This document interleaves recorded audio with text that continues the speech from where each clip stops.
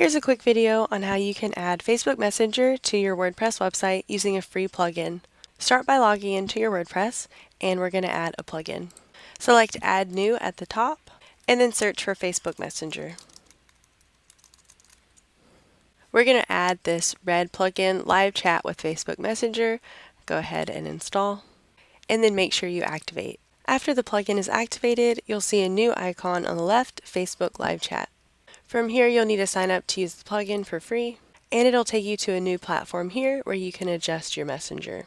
First, we can customize our tab. You can change it to text or an icon, and it will show you a preview here at the bottom. We're going to just use the icon and select the two speech bubbles. You can see these items with stars are in the premium version. We're just going to stick with the free elements for now. You can change the background color and then also the color of the icon. And then this icon slider option will let you position where the icon shows up on your website. We can set the language, and then we want a welcome message. We're going to let this message auto-display. Next, you want to connect your Facebook page. Go ahead and authorize.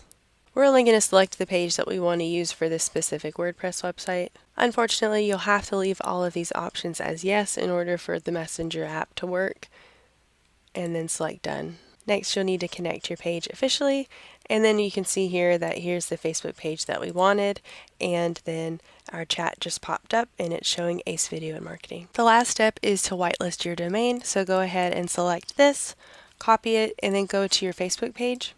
From here, go to your settings, Messenger platform, and then scroll down to whitelisted domains. Just make sure that you have your URL in here and it's whitelisted, and go ahead and save that. We can go back to our Messenger options and save. We have a few more options here. For the display, we can select who will see the chat, the minimum screen size, max display, and a few more options. Make sure you save if you make any changes. Promo ideas will give you some more ideas on how you can offer some coupons or some signups.